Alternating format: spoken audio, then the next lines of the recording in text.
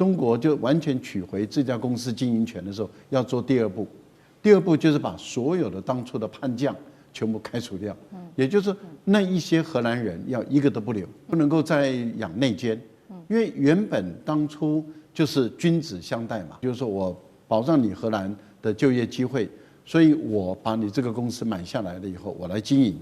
那本来是从亏转盈的这样的一个过程里面，看得很明白，就是尽量留下原来人不变。那么除了一些科技人员中国来支援以外，还有因为它是主要是以面向中国的市场为主嘛，那所以在整个发展的过程里面，事实上中国的做法是对的，而且也按照承诺保障了你荷兰人的就业机会。结果叛将就来自于这些荷兰人。荷兰误判北京强夺安市，现在大翻车了。中国断供一击命中，那么欧洲车厂现在则是跪求北京赶快来。持续到关注的就是这一场本来的安市半导体之乱，现在已经演变成整体在中国大陆跟欧洲之间的科技主权对抗战了。大家还记得吗？当时我们讨论了很多嘛，说这个荷兰政府不是9月底打着要保护欧洲晶片的旗号，强行接管安市半导体吗？当时呢，他给的理由就是一直说因为他要保护欧洲嘛。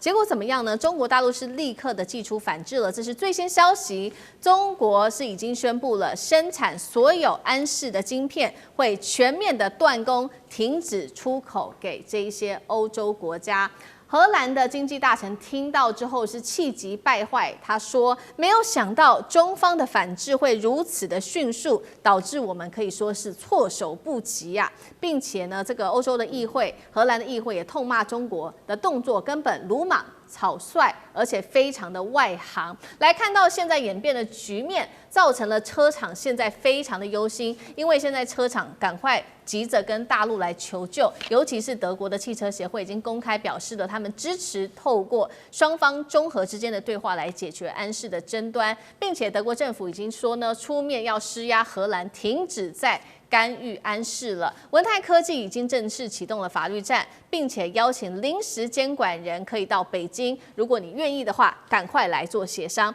节目一开始请教委员怎么看呢？荷兰的目前他的这些针对中国大陆的批评是怎么样的一个态度？抢中国公司还怪中国反应太快吗？是不是以为抢完之后大陆还会跟他愿意协商？委员怎么看？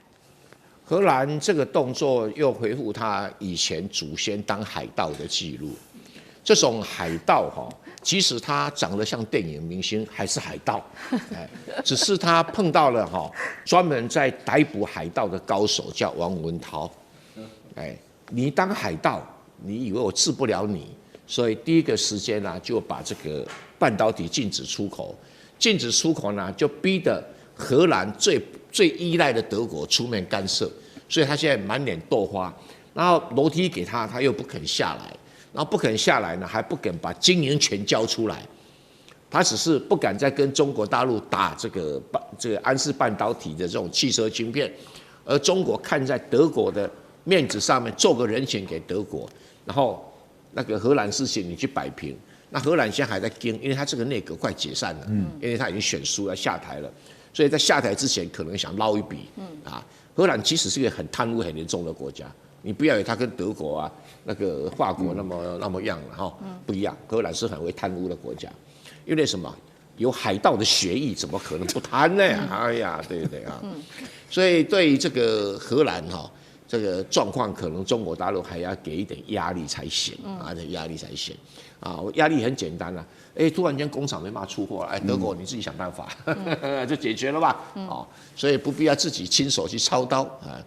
所以这个对这个卡雷曼斯这个荷兰经济大臣还在自我辩护那个辩护越听的是还是什么计划走漏啦，安氏会把技术转走。我跟你讲，安氏半导体没有技术啦，那档次很低啊，它只占了一个便宜，因为所有的汽车晶片要经过2-3年的安全测试，所以你现在任何新生产晶片，这个所有的汽车这个安全管制单位都不会让你使用，所以刚好2-3年的空档，所以卡住了。那好吧，你这个什么技术偷，没什么技术可言了那至于所谓的什么成功阻止欧洲跟传统上的对中国的依赖，那你问德国啊，你德国自己做对不对这没什么了不起的生意，他竟然踩到中国的脸上，这不知好歹。对，刚刚委员帮我们特别提到的是荷兰的经济大臣哦，针对安氏他所给出的理由，大家认为他是借口啦。他说，就是因为怕中国偷走了技术的转移，所以他们才赶快动手。那另外一方面，当然了，现在德国方面就很紧张。德国的汽车工业的协会主席他就直接表明了，现在欧洲的车厂是非常的担心，急需要大陆的晶片供应链的，要欧盟你赶快起身吧，跟北京来去做谈谈。那大陆的商务部长王文涛也说了，荷兰必须停止不当的行政干预，我们才愿意稳定来供应。那么也要德国赶快去施压荷兰，现在只能靠德国来做协商了嘛？厉将军又怎么看？如果照蔡委员所讲，荷兰是一个海盗的话，我觉得他这次抢的是一艘军舰。那你想，一艘海盗船去抢军舰的下场会是怎么样？那这件事情经过是这样哈。事实上，安氏半导体本来就是文泰科技已经买下来的，那 CEO 就是他们董事长嘛，张学正。这是毋庸置疑的。那你怎么可能去指责说张学正自己将自己公司的技术偷自己公司技术，然后卖给另外一个公司？我觉得这是不合逻辑的。那简单来讲，其实我觉得荷兰只有一个理由啦，他认为说是安氏半导体这个他们设计的这个晶片，其实这个晶片是这样，是他们在荷兰的安氏半导体设计以后，在德国做晶圆晶片，然后做完以后要到中国的这种深圳和东莞那个地方来做封装，封装以后才可以供给汽车厂商来作为装配来使用，整个流程大概是这样。那你想想看，整个这都是文泰科技，整个安氏都是文泰科技张学正他99%的股权，他为什么要偷自己的这种技术卖给另外一家公司？这就不合逻辑嘛。那但是我觉得荷兰只是为了配合美国的说法，说是也基于国家安全的理由，就找这个理由，然后将这个 CEO 张文正停止他对公司的经营的权利哈。那当然对中国来讲是可忍，孰不可忍。当初来讲我就不再出货了，因为你最终的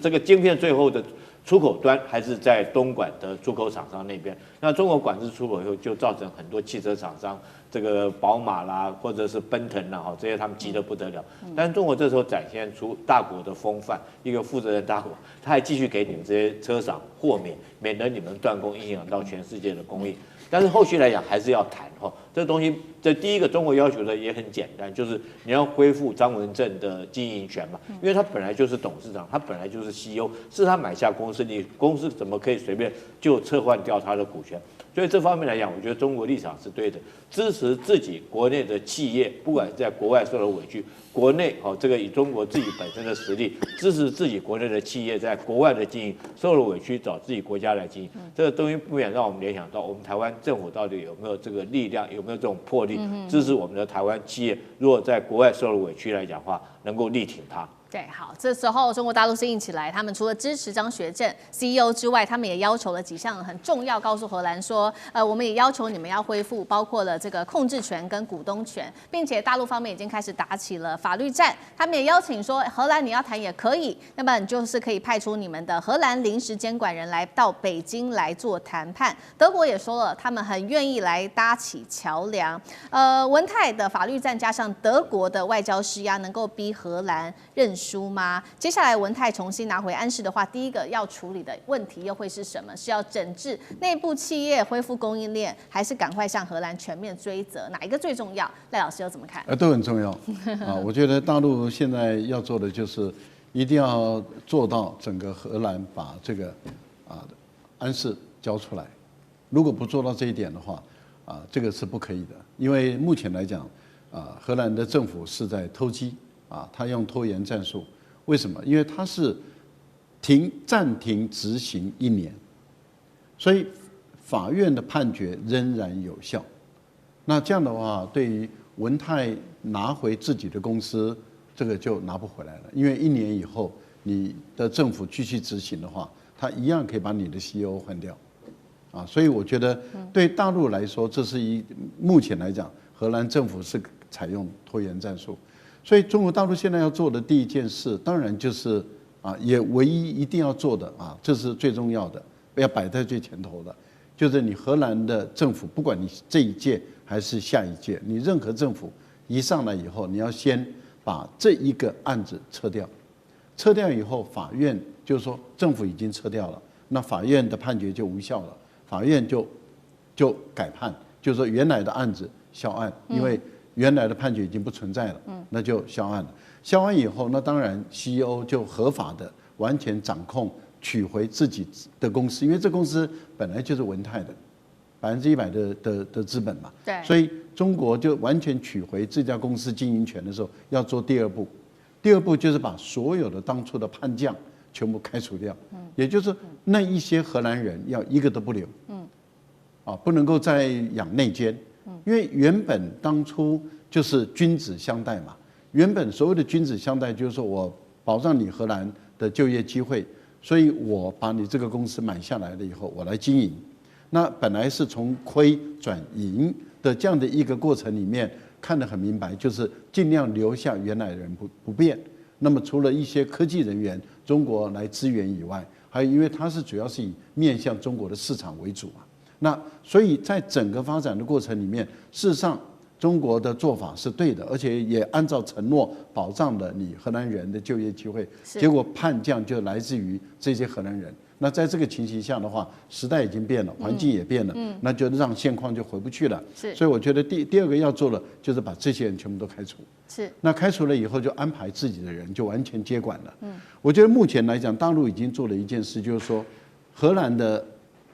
安事不要听从荷兰政府以及荷兰当地方的一个指挥，依照母公司为主。可以看到安氏之乱现在还没有落幕哦，拳头半导体产业又被荷兰狠狠的搅动一下了。怎么说呢？因为荷兰原本口口声声的说呢，要停止政府干预，就把安氏半导体还给中国得了。结果呢是说一套做一套。荷兰的企业法庭接管裁决依旧生效，也就是说安氏的控制权现在依然是握在荷兰的手上。那当然中国大陆受不了中方的舆论是全面都炸裂了，都在批评荷兰，你难道是一手想安抚中国，但是另一手想讨好美国吗？那既拿到这个既得的利益跟安全的想象，同时又不用承担任何的政治代价，都给你赢，都给你爽就好了。那天底下有这么好的事情吗？那荷兰做出这样背信的行为，如果彻底激怒北京的话，后果有多严重？袁老师，我觉得荷兰做这件事情本来原来一开始的动机不良，而且做过程粗糙，然后最后的结果难堪了。因为他为什么动机不良呢？他其实呢是要配合美国通过这个卢特尼克搞了一个渗透法案，只要分公司超过50%的话呢，就可以直接管他。那荷兰的话呢，就对美国邀功，就是动机就不良嘛，对不对？然后过程非常粗糙，他是直接弄过来那个时候我们已经分析过嘛，大千已经讲过，就是人家花了300多亿把你继承这个文泰，他也讲了根本就是我的，只是说总公司留着安氏，听起来好听一点嘛，感觉这个国际化一点。然后呢，你接下来的动机很粗糙，然后现在这个结果是什么呢？我跟你讲现在结果就是欧洲人最典型的，不能怪我，我们三权分立，司法是独立的然后那个企业法庭要做这种判决，我们也很无奈，但是判决又归谁？那还是归你对不对？所以我跟你讲这个事情我觉得跟刚刚那个讲到日本的问题是一样的，咱们中国没有亮剑，被人家看不起。我说句良心话，荷兰我太熟了。我刚刚上课，我班上2个荷兰人，我都不忍心跟他们讲我不好意思讲这个问题。荷兰太熟了，因为为什么我这样讲？因为我在那边待了很久对不对？我要跟大家强调一点，对中国来讲的话呢，第一个就是说，我不相信你的司法是独立的。因为你的政府都不独立，你跟司法怎么会独立？然后第二个的话呢，你这个不合法的结果，想要用法律的方式来合法化，来制造一种国际的视听，你欺负中国没有话语权。然后第3点的话呢，我觉得中国在东莞那边的厂里头的安氏半导体的话，继续不出货，或者说是还有一个别的办法，就是想要货的东西来私下跟我来。以后就没有你荷兰的事情了，我们自己就提供你的至于说有什么东西，因为荷兰本来一开始态度很强硬的，有人说我不给你芯片什么的，那大陆本身做好准备的，因为大陆自己所有能够生产的一切，有中芯什么的能够彼此相互支应一下，但是荷兰这个开了个恶例非惩罚不可，为什么？因为想欺负中国的国家又没有实力的比比皆是，像那个德国的外交部长要来访问中国的之前还讲说什么？我们来访问之前的话，你绝对对台湾维持现状，不可以更改的情况。然后大陆讲说你不用来了，也就不用来了，就这种情况要非常。那法国也是情况是一样，所以说现在目前为止的话呢，欧洲人加日本人的话，美国人倒是态度好得很啊。你看那个川普打那个电话，你们讲我们的好朋友啊，我要到中国去啊，你们千万不要打搅我要去中国啊。那么在这种情况下的话呢，大家可以心里看得明白，这个杀鸡儆猴啊。这个荷兰这个鸡啊，非杀不可，非杀不可，非杀不可！你如果不杀，以后完蛋了，我告诉你。好，批评荷兰不止苑老师哦，包含中国的央视也点名了，文泰已经提告了，代表中国企业呢不想忍耐，也不想再等待了。我们来看一下文泰的声明哦，包括了不接受非法结果合法化，要求荷兰永久撤销行政命令，还要恢复中方完整的股权及控制权。三大诉求很强硬，当然背后呢就是有着北京在撑腰嘛。如果荷兰不就范那中国可以玩的招太多了，外交施压、经贸报复、关键的材料或者是设施等等嘛，反制手段那叫一个丰富啊。所以如果以荷兰的立场来看，委员你觉得北京祭出哪一个杀招或是工具真的可以打到荷兰，让他们会痛会怕？刚才岳老师讲的完全正确，我觉得北京对荷兰也好，对日本也好已经是忍无可忍了就是这几个国家其实在过去已经玩过很多小把戏、小手段了，想尽各种办法让北京为难的。所以呢，这一次高市讲错话，北京就没有打算要善了。然后呢，这一次这个荷兰搞了一个安市之乱，北京也不会放过他。我完全同意刚才这个岳老师讲的嘛，你如果不亮剑人家就以为我们真的是柿子好拿捏了啦。那你说这个北京有什么样的工具？北京有一拖拉库的工具，它整个工具箱里头都是工具。但是现在显然看起来，北京采取的策略就是那种隔山打牛嘛，就是我打欧洲，然后让欧洲来打荷兰。现在这个局势就是如此。当时安市之乱一开始，北京的第一件事情就是针对车企所用的成熟晶片进行全面的出口管制，所以欧洲车企受到了影响受到影响到最后连德国的官员都跑去骂荷兰了，说你闲着没事干去干这件事情干什么呢？你影响到了我们的。所以如果接下来北京再次的恢复所谓的出口管制的话，那欧洲的车厂都马上会面临到停工的问题了嘛。那讲更难听点，我们就跟阴谋论来讲一下，欧洲的车厂停工了，对北京的车厂来说没什么不好因为现在全世界跟这个北京的车厂跟中国大陆的汽车也能够竞争的，不过就是欧洲跟日本我今天安市我只要出口管制，你欧洲到日本的车厂都要停工，那全世界就只能买中国大陆的车子了，那就看谁撑得久，看谁挺得久了。更何况荷兰这件事情他现在是自己在玩这个游戏，你知道吗？他自己在玩游戏，原因是因为他原本要抱美国的大腿，结果没有想到习近平跟川普会面完之后呢，美国又撤掉了原本当时这个卢克尼克所做的宣告所以坦白讲，荷兰是在没有任何美国的法律支撑的情况之下去做了这种片面的决定了所以荷兰那些状况就跟高市是一样的。当美国抽手了之后呢，你就要看看这两个跳梁小丑要不要继续演下去了。是。好，刚才委员开了一个很有趣的话题就是呢，隔山打牛，我不直接跟你搞这有的没的，但是我限制我的成熟晶片的这个制程然后呢，你其他的国家就会痛了，你自然就会去跟荷兰施压。我们来看一个有趣的数据，包括日本车厂Honda、本田呢，它因为拿不到晶片，它要被迫下调产量，全球的销售量目标年减10%，那更别说欧洲有3座工厂现在都要暂时的停止生产了。车厂被迫这个延后新车的计划，还传说欧洲的部分车厂还有计划要调整供应链，同时要降低对中国厂商的依赖。但问题是，现在全球70%的中低阶车用晶片，就是我们说的成熟制程用的呢，都是靠中国的产能在消化的。所以短期之内，你欧洲车厂喊得很漂亮，说我们要去中国化，我们要更多的自主权，我们要更多的替代方案。但是现实上，你短时间就是没有一个选择所以干哥会觉得，德国车厂或是德国人，不是说德国人欧洲人很爱喊说我们要去中国化，我们要干嘛干嘛，但是有可能吗？还是天方夜谭？你在东莞的那个安市的厂里面，半导体厂里面，你去看那货都有，就是不出，怎么样？为什么？你现在除非我讲荷兰政府，你跟我们谈，你要用什么跟我们谈？你一定要撤销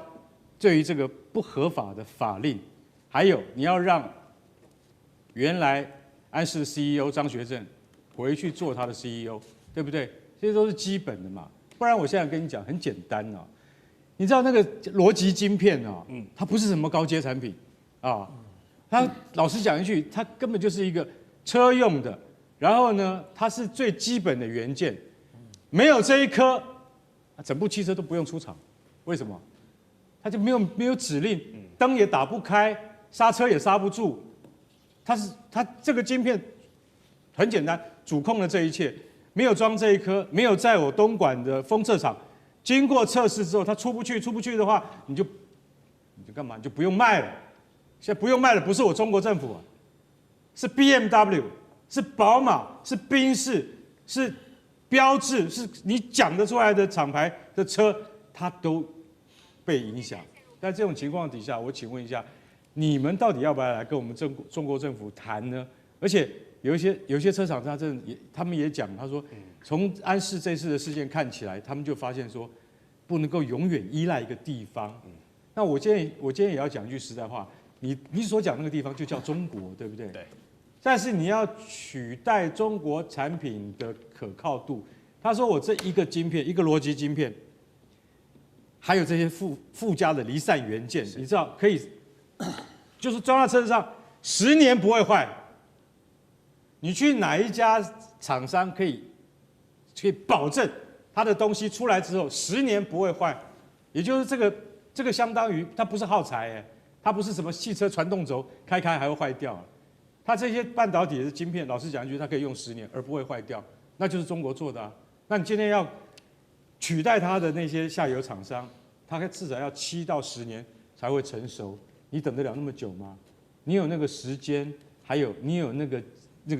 就是你有那样子的财报可以去支撑等待7到10年，没有嘛？所以现在你要解决燃眉之急，就是说，荷兰政府你一定要去跟中国低头，你才能够知道说我们今天捅了多大的马蜂窝嘛。安世这件事情，我可以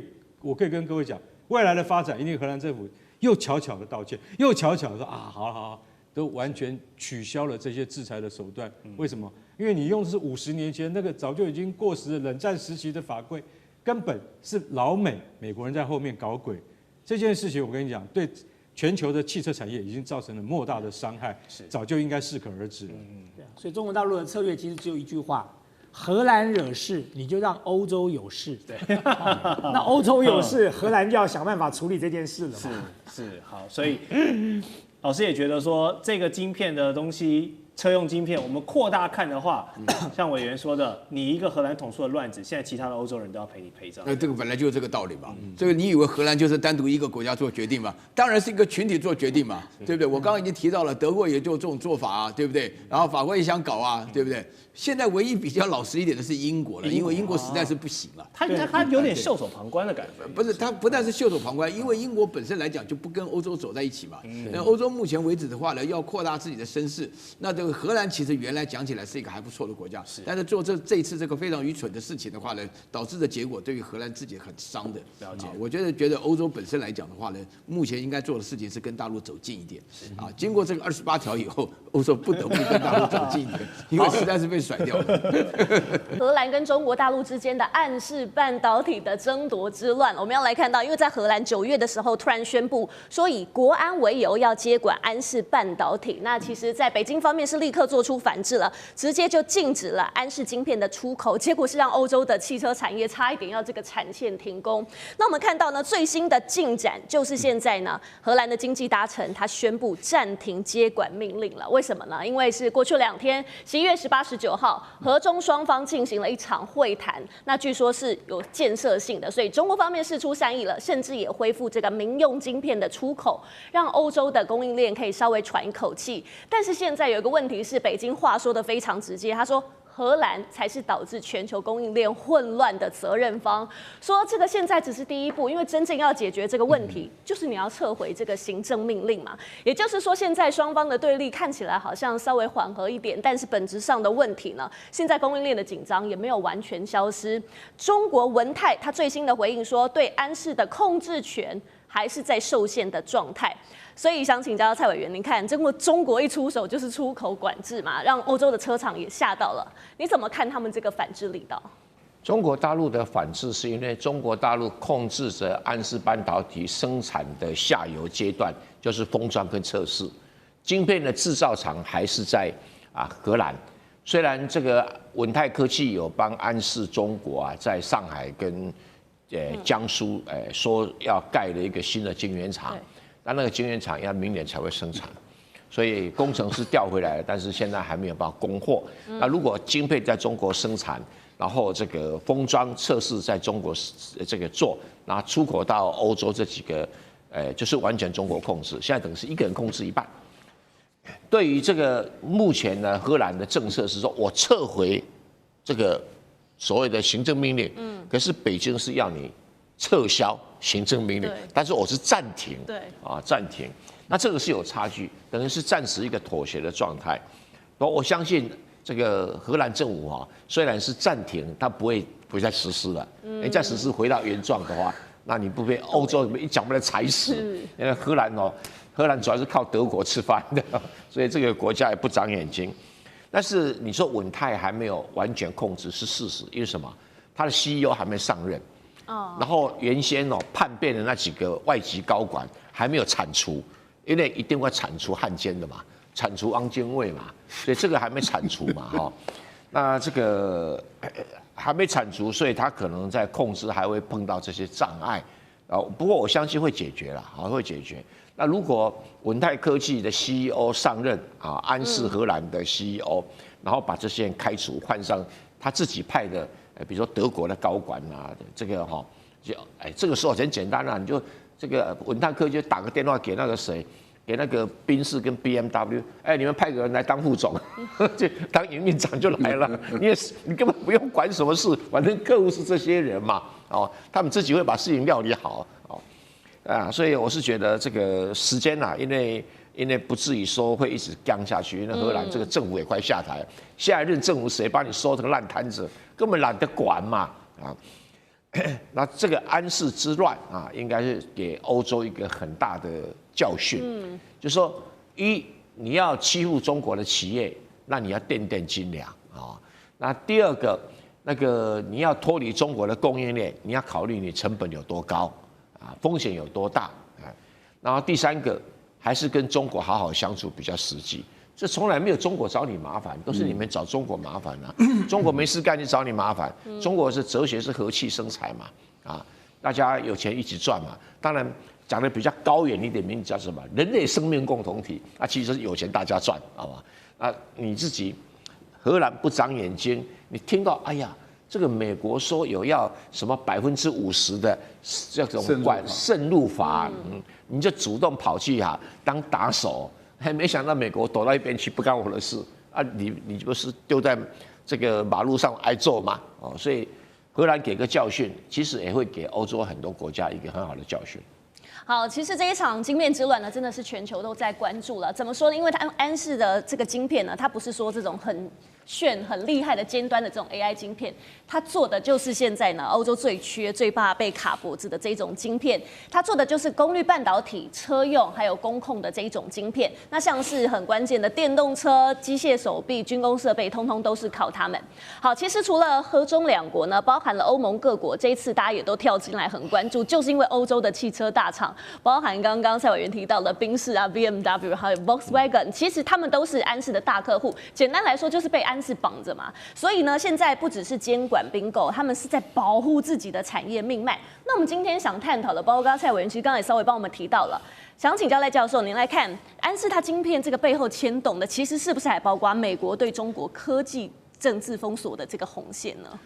我个人是这样认为了，美国丢一个饵出来，然后看哪一些强盗、哪一些贪心鬼贪吃鬼就过来咬这个饵那这个很明显的就是荷兰的右翼政府。荷兰的右翼政府，它基本是法西斯政党嘛，然后他看到美国丢出来这个饵了以后，就迫不及待的想来吞这个饵了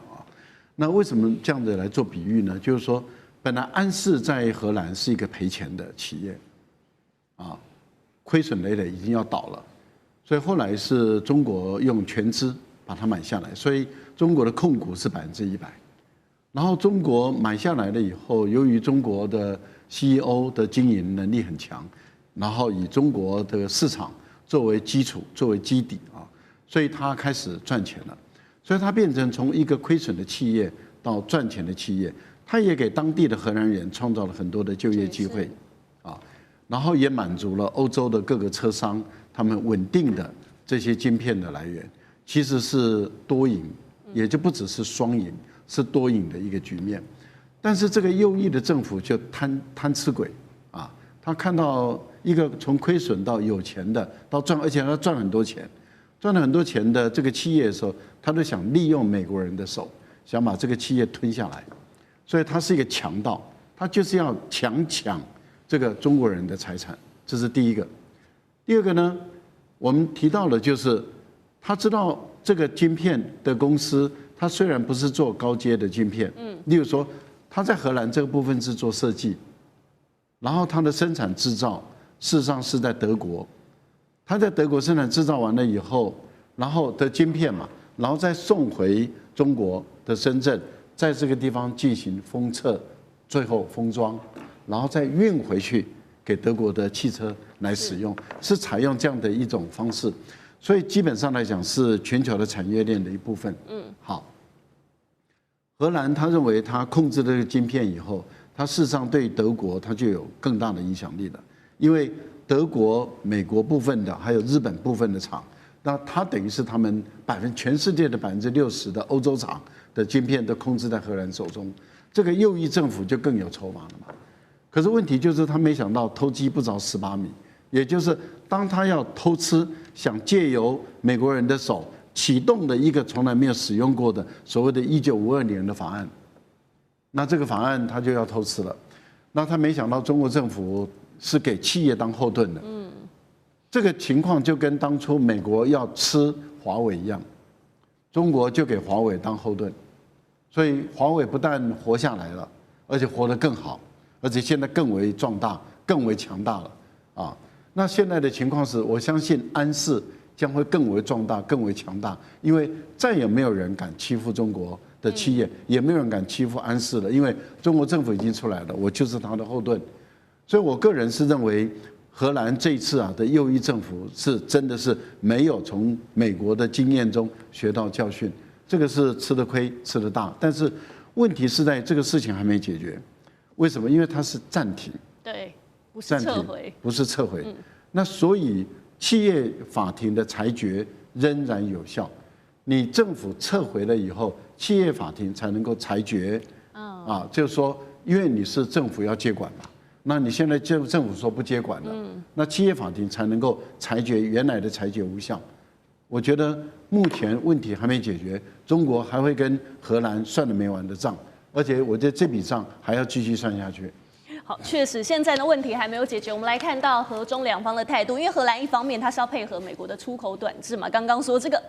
但是一方面呢，它也不敢真的让中国翻脸，因为包括了ASML 整条供应链其实都是非常需要中国市场的。那在中国大陆这边，那当然也不太可能退啦，因为安氏是中国大陆在欧洲非常有这个深度布局的半导体企业。那只要西方把政治成本拉高的话，大陆方面当然会觉得说，你这个根本不是监管，你是阻止中资企业我们在欧洲立足。所以请教厉将军，以战略的角度，你怎么看这一局？到底是荷兰的监管，还是美国的技术围堵，透过盟友在执行？那中国大陆会不会他们是被强逼着要反击？我觉得这次来讲，如果让荷兰政府将安氏这个企业来抢去的话，第一没有天理，第二没有道理。我先讲为什么没有天理，这明明就是一个抢劫嘛。荷兰如果说你把它形容成一个海盗国家就是一个海盗国家，看到安氏这个本来由亏转盈了他就要抢这个企业。那不就是海盗的作为吗？而且你不但是海盗，我觉得你就是索马利亚的海盗。就你去抢的是什么？抢的是一艘军舰，对吧？你有没有看过说是一个海盗船去抢夺一艘军舰能够成功的吗？所以我觉得这是没有天理这个抢劫或者是偷窃都是不对的行为。那第二个我讲为什么没有道理？因为现在全世界来讲的话，那不管是方方面面的不只是科技事业。包括到其他事业都是很脆弱的一个供应链。我们就以这个半导体的事业、晶片事业来讲的话，这一次来讲，中国确实扎扎实实给欧洲上了一课，对不对？好，这个从晶片来讲，从设计，然后到这个从生产晶片，到封装哈，然后最后来讲供应到所有汽车的产业。汽车产业之后，它才能够装配到它的汽车上面，才能够行销到所有的消费者手中。这是一条的产业链哈。那如果说其中有一个环节断了的话，我觉得就会造成整个供应链整个崩溃掉，而且这供应链我觉得是非常脆弱的。安士就是如此嘛，你这个只是一个晶片不送到中国去封装，大概整个产业链，包括到汽车产业链，全部都毁掉。所以艾斯摩尔在这件事情上面来讲的话，他们居然说是用松了一口气来形容这件事情，因为艾斯摩尔事实上它也是一个供应链，我制造出来这种不管是 EUV 或 DUV， 我当然要找到客户来买。那客户来讲买了以后，我后续的这种维修或者是保养或者是技术指导来讲的话，这都是整个产业。然后完了以后，依据这个晶片公司制造晶片生产的晶圆的，才能够去生产晶圆。但是你要制造这个 EUV 或 DUV 一样，你要有很多的供应链包括到中国的稀土。所以我觉得后续来讲的话，中国在这方面来讲，它确实是很强大。所以我刚刚用军舰来形容这次的抢劫。你知道中国来讲，它很多东西它很强。譬如原物料譬如说人才，譬如说技术，它方方面面都有。还有最大的、最重要，它有一个很大14亿人的一个市场。所以我觉得，如果说这次来讲的话，中国确实给欧洲上了一课，全世界大家所有供应链是互相互依互存的啦。不容任何一个中间来讲有任何一个人作怪将它断掉。这一场安士之乱，没有想到现在争议持续的延烧当中。现在因为欧洲车厂很快他们就会被迫断晶片了，所以他们想到的方法就是直接绕过荷兰去跟德国车厂来要这些制造好的晶片，去大陆来做封装。那么另外一头呢，中国则是反手自建晶圆厂，要超车在欧洲的产能。另外一方面，今天我们会来特别关心到的是，欧盟也要拆光，以国安理由拆光华为，德国甚至狠砸了700亿换算新台币要拆除华为，是说要制裁中国吗？还是欧洲自己在毁了自己的晶片，再加上5G 的命脉呢？今天会一起的来做解读。好，今天开场3个火线话题，我们会请来宾来帮我们做解读。第一个，安士断供，确实现在欧洲车厂都快要撑不住了，因为荷兰至今仍然不愿意提供任何的晶片。那么库存呢？根据了解，现在欧洲的方面只能再撑几周这是来自于车厂的说法。所以这些车厂现在绕道去买德国晶片，到大陆的东莞去做封装。荷兰的这一招砍的是中国还是自己欧洲的晶片命脉呢？第二件事情，我们持续关注欧洲现在卡住安士的出口，反逼呢中国现在早就已经出招了。他们呢安士厂把200名中国的工程师紧急的调回去中国之外，还在上海跟无锡的新厂直接再把产能全面提升到每月5万片。如果安士未来研发跟制造全部都东移的话，中国是否将完全不再需要欧洲来做制造了呢？这是第二个话题。最后我们也会来做关心的是，欧盟现在决定跟着美国走，持续利用国安的理由要求各国呢拆光华为的设备。德国更是狠砸了非常多的钱补贴电信商要拆华为的设备。但是要知道，这个欧洲对华为设备的依赖度最少也有40%起跳而且呢成本还非常的贵，欧洲真的拆得起吗？今天就这些议题，我们会一起的来做关注。赶快来关心荷兰政府到现在仍然是持续冻结出口晶片到大陆，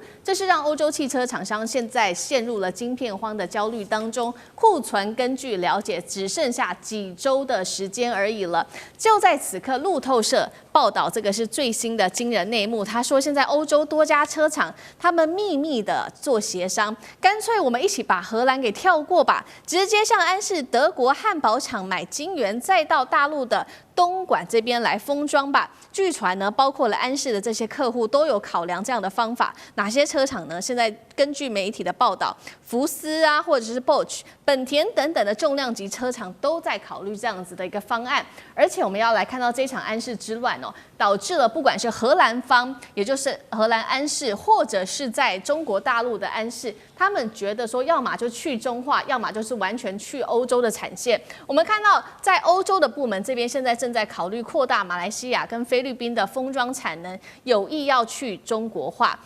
中国的安氏也同样的悄悄的启动去荷兰化。刚刚提到的，除了200名的安氏荷兰工程师被接回中国大陆之外，中国上海无锡的产能也全面提升哦，那么可以超过欧洲本部。重点是了，大陆制造的成本又比较低，甚至可以降低18%，一年甚至可以省下10亿人民币这么高的金额。荷兰这一场卡中国的豪赌，会不会逼得欧洲车厂集体的绕道之外，还逼中国打造属于自己的晶圆厂？到底是制裁谁呢？未来有没有可能就是包括这个安氏的设计跟制造全面东移？将军怎么看？第一个我们先介绍一下这个安氏晶片它有一个外号叫做鸡饲料晶片。为什么叫鸡饲料晶片呢？因为它这个晶片很便宜这个一片晶片才25美分而已当然最近当然是涨价了，涨到一片大概到1块钱美金就算涨到1块钱美金，讲也不贵。但是一般来讲，现在所有车子，不管是燃油车或电动车，都需要用到这种晶片就像是鸡饲料一样，鸡就一定要吃饲料嘛。但是虽然很便宜，量很多，可是它就是要吃饲料所以一片通常燃油车来讲，它要到600片的晶片，那电动车可能到这个1-2千片。它用在车子的不管是安全气囊或者是说方向盘这个电灯系统，都要用到这种相关的安氏晶片。所以我们知道这个晶片来讲，并不是这个制造来讲，并不是技术特别高深。那安氏半导体，它在今年6月份的时候，为了配合美国的说法说这个晶片来讲的话，它将这个CEO 中国的 CEO 张学正将这个技术流到中国去。那事实上这只是一个借口跟理由啦这个我想说中国大概也不需要到这个很便宜的低技术端的一个晶片制造技术，但这片晶片由于是在荷兰这边制造以后，是到中国东莞去封装，所以公司是安氏荷兰的安氏公司，他那个时候就要撤换 CEO， 剥夺等于抢夺中国的经营权。那中国当然这对于国家来讲，当然要保护自己的企业。那后来来讲的话，虽然说中国来讲有管制晶片的出口但是后来中国基于说是这个贸易负责任的大国的角色，他后来将这些晶片来讲，有些国家如果说你这个有提出申请审核通过的话，那中国就给这些国家豁免。换言之，他就让这些国家可以继续获得这种封装完的晶片。但现在关键这个晶片来讲，如果说荷兰不提供给他晶片，然后中国就算封装完了以后，这个库存的晶片数量大概预估可能在12月初的话就用完了。就算是我愿意豁免，我愿意卖给这些车厂，因为你不要影响到这些大企业，不管是宝马啦，或者是奔腾啦，这些车子来讲的话，它如果没有晶片，就没办法组装车子。所以我觉得中国就基于这个负责任一个大国的立场，愿意将这晶片给这些国家，给这些车去豁免。但是很遗憾荷兰到现在还嘴巴在硬还是不愿意恢复张文正的这种 CEO 的这种经营权。所以中国已经答应荷兰说，下个礼拜刚刚最新的讯息是，下个礼拜让荷兰的财政相关的单位到中国来做这件事情做协商。当然我们希望说是在下礼拜这个可以得到双方可以得到很顺利一个协商的一个结果，让事情回到原点。也就是说，张文正他继续回去当他的安氏 CEO， 本来就是他的公司嘛。那中国来讲，这个晶片也继续可以这个封装完以后供给其他公司，其实车企公司来使用。但是我想，如果说这个荷兰政府还继续在嘴硬，还继续僵持到底，我想中国也有反制之道了第一个就像是我们刚刚讲的，中国可以自己，这不是很难的晶片，中国不管中芯国际啦或上海啦他们都可以自己制造这个晶片，然后再给东莞来封装，然后供给各企业来使用。这样如果说是这种发展下去的话，其实对荷兰来讲是最不利的，因为你整个这个安氏半导体，我当然就不需要靠你的安氏了，其他车企来讲，我就直接跟中国买就好了，对不对？这个我觉得这个荷兰如果说自己不赶快找个台阶赶快下，还继续僵在那个地方，我觉得对荷兰来讲将会是很大一个打击。好，如将军刚刚帮我们特别看到，这个其实荷兰安氏对于中国的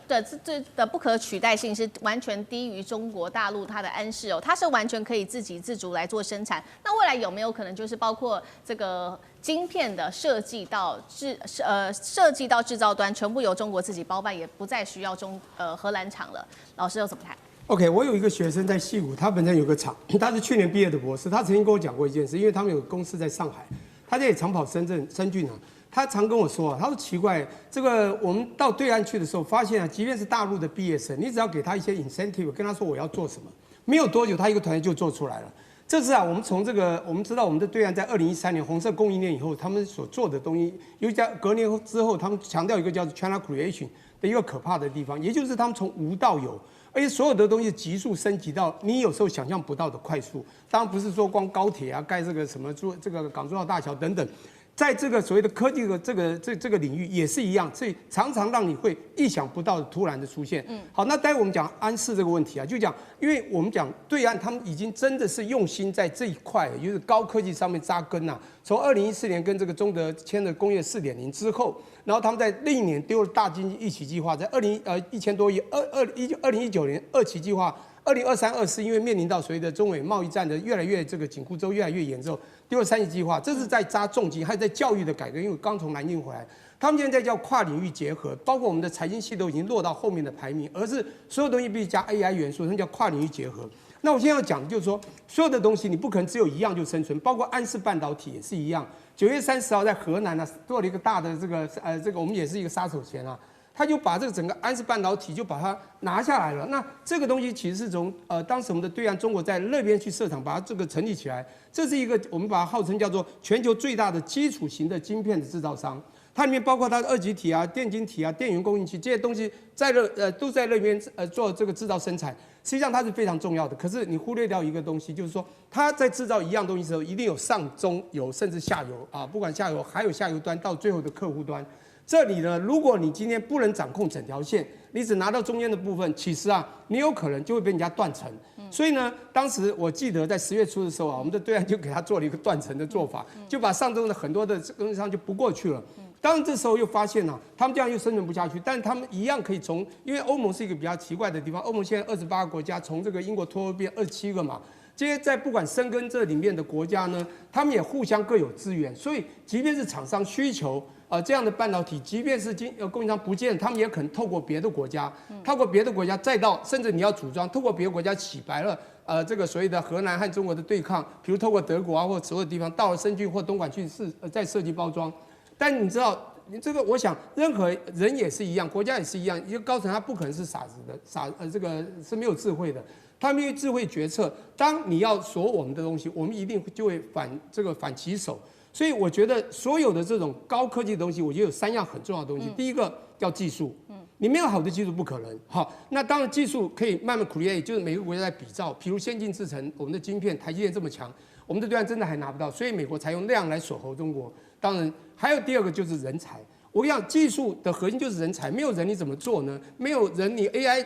这个我们生成 AI 也做不出来，人还是最重要的。那什么叫人才？他一定从小这个训练，他不管这个是优秀或怎么样，在学经历面到了一定，这种人才是很难1天2天就成的，因此太重要。因此这个中国反其手，而且当然还有民族性哈，他们的民族意识要到的一定，他们的人愿意回去。所以我们的对岸从当时这个学校里面去拉所谓的海归派之外的很多人才慢慢回去啊，你看到在我们的对岸很多的高级都是包括徐光宪啊，包括一些很重要的人，当有一定年纪的这些人慢慢回去，现在很多年轻的高科技人也回去。他这次只要把这200人拉回去，说实在的，当他缺人才的时候就很惨。是。当然第3个我要讲就是人才、技术人才，还有一个就是基础设施啦。基础设施各国都有不同的布局。当你是一个自由贸易的时代，全球的时候供应链互相协调协同合作嘛，叫 co-integration。这样是对全球都有利的。那熟料现在变成一个 anti-globalization， 叫逆全球化的一个新国际的新治理。在这种情况之下，大家都必须明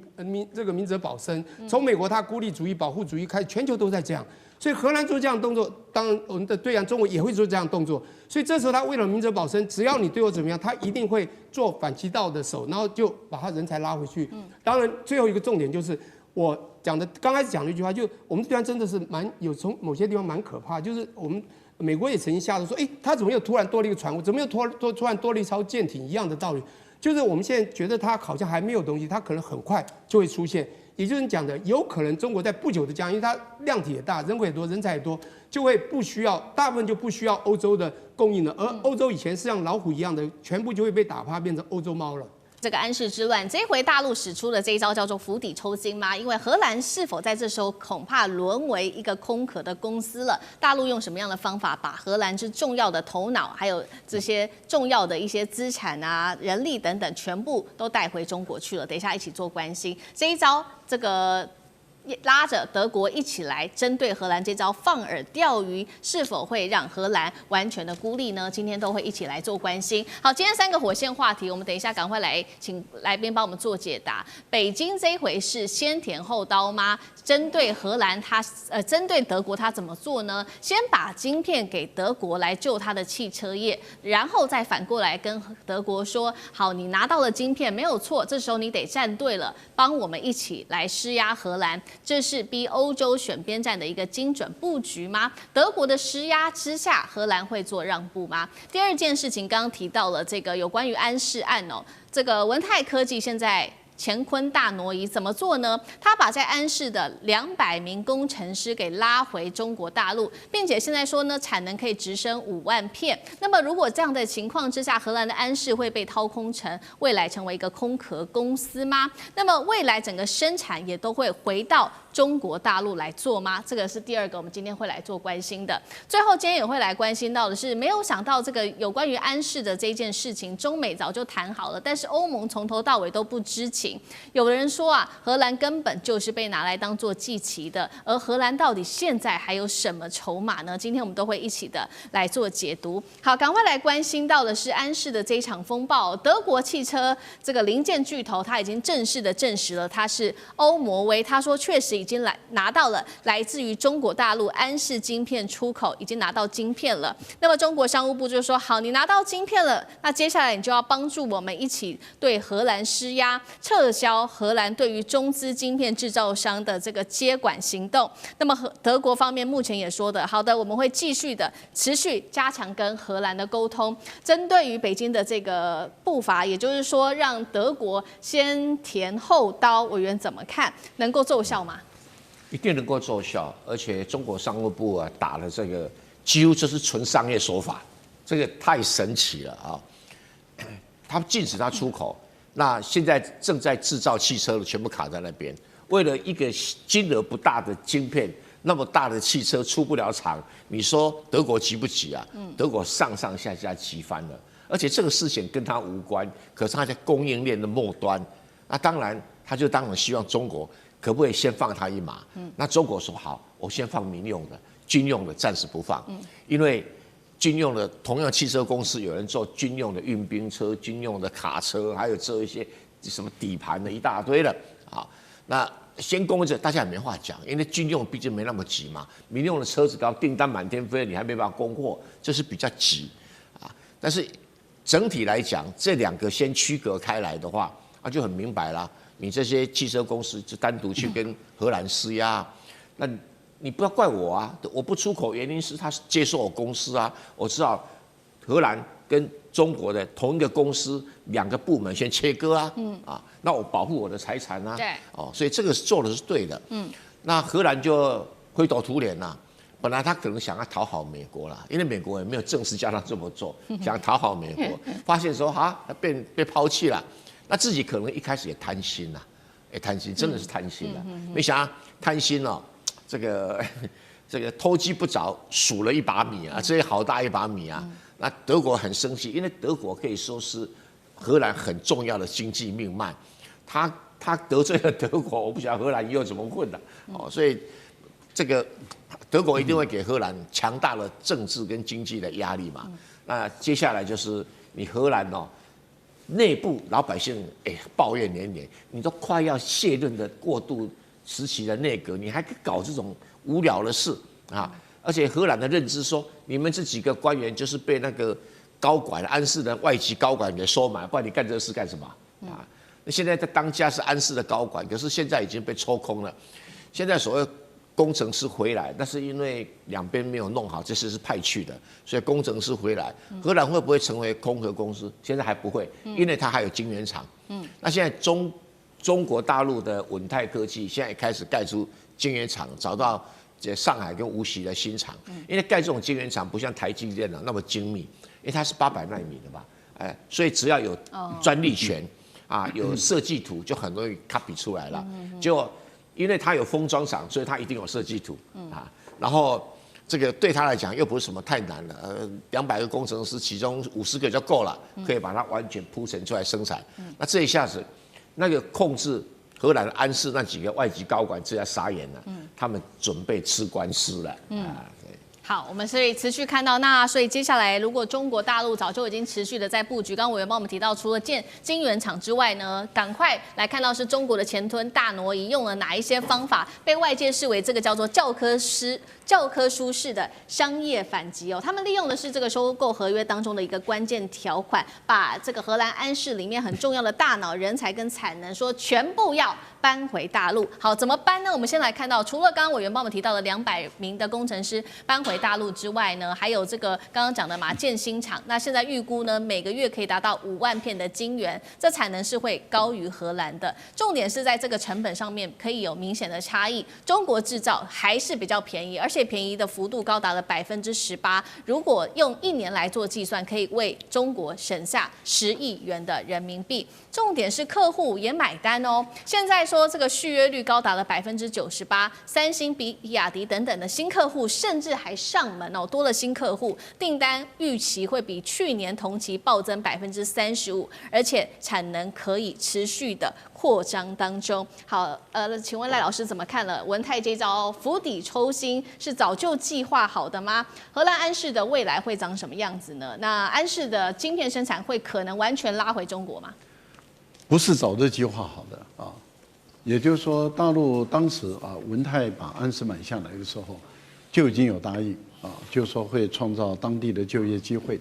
所以他们的工程师绝大部分的，除了少部以外，那都会留任，然后中国大陆也会派他们的管理人才还有工程师到这个地方来服务，因此就业机会会增加。第二个就是税收，对荷兰来说是一件好事情。而且让荷兰有更大的这个影响力，因为它影响到全世界的汽车工业嘛，所以它都有更大的影响力。这个是一个中国赢、荷兰赢、世界各国都赢的一个局面。但是问题就在于，当荷兰有歹念了以后那情况就变了。那情况变了，换言之，也就是说，我们刚刚讲的，它的晶圆是很大的，所以这种成熟制程的技术，中国大陆并不缺。对那这个能力是没有问题的。那经过这么多年从转亏为盈的过程中，中国大陆的工程师早就掌控了这些所谓的设计的技术了嘛。好，另外一个部分里面就是安氏是文泰的一个子公司，而且文泰是100%的所有的资金所拥有的，所以它的智慧知识产权并不归荷兰所有，它是归文泰所有。那因此，当荷兰想要心生歹念的时候，当时中国大陆很早就已经放出一个讯息，而这个讯息并不是阴谋，是阳谋，直接告诉你安氏，也告诉你荷兰政府，说中国有底气，中国有筹码，已经把你讲得很明白了，你卡不住中国，而中国会完全可以卡住你。换言之，也就是你现在所看到的，也就是生产线拉回中国来，封装封测本来就在中国嘛。对。所以封装封测在中国，所以中国也可以用封装封测来卡你，而且人才可以卡你，中国自己也可以把它整个生产线转移到中国来。那这样的话对大陆更有利，可是对你荷兰不利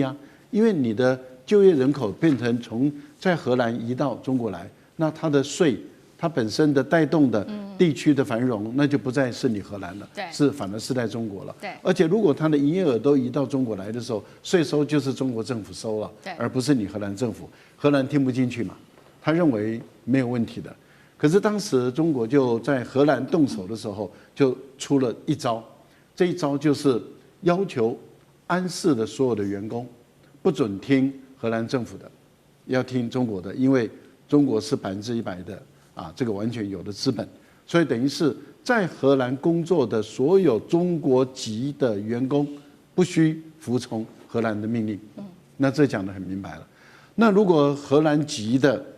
安氏员工愿意到中国来工作，中国也欢迎嘛。那我们也看到了，事实上在签证前一段的时候，对这种专技人才的签证基本上是放宽的。那当然，当你本身僵持不下的时候，把工程师全部都抽调回来，这个本来就有这个权利，那也有这个条款，那整个工程师就回来。我相信也可能有一些荷兰籍的工程师，也说不定，这个只是我们没有看到内部的消息，也说不定跟着到中国大陆这边来工作。那请问你，那你荷兰就空了嘛？所以并不是早就计划好，是事实上，也就是我们都希望创造双赢多赢的局面。可是你荷兰执迷不悟的时候，那就对不起了，那就全吃了。一旦全吃了，坦白说也没有违反合约嘛，因为是你自己搞出来的。好，这一场安氏之乱哦，在这个荷兰的作乱下，我们可以看到中国就决定把所有的重要的资源是全部搬回中国大陆。那对荷兰来说，在经济上其实没有任何好处的。但是如果以外交的角度来看，对荷兰是否也没有任何的好处呢？因为现在看起来，美国似乎也没有把荷兰给放在眼里哦，而且还被视为是沦为美中大国交易的一个炮灰。为什么这么说呢？因为我们来看到是美国议员当时在质问白宫的时候说，你们在跟中国大陆谈判的时候有告诉欧盟吗？结果欧盟的高官反应是说，他们完全不知情。那代表说这个荷兰其实也被蒙在鼓里。那现在不仅还要面对大陆的强硬的施压，还有德国跟欧盟内部也对他不满，还有美国的背弃，荷兰手上到底还剩下什么底气跟筹码？张老师怎么看？其实就荷兰整体的经济而言，大概是20%是制造业，80%是服务业。荷兰呢是靠着跟世界接轨而贸易兴盛起来。你问他说荷兰现在手中还有什么牌？荷兰确实还有一些大厂啊，这个 Royal Shell 皇家壳牌的石油业，飞利浦这是电器的制造业，福克这个飞机这个制造业已经式微了。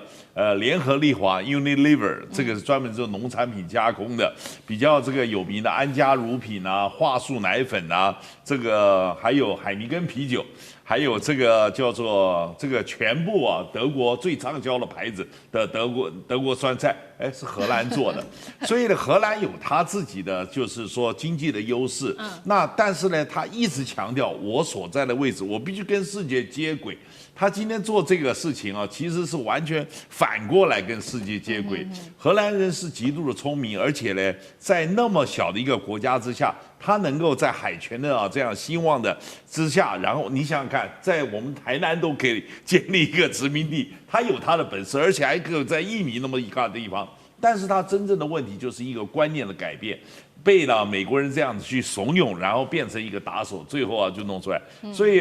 这个在荷兰内部有他的报纸讲说这个愚笨呢，就跟当初荷兰有一个很有名的就是郁金香风暴嘛，对不对？大家盲目去投资郁金香，很愚昧的那么一个事儿。他说这个大概愚蠢的程度跟那个差不多。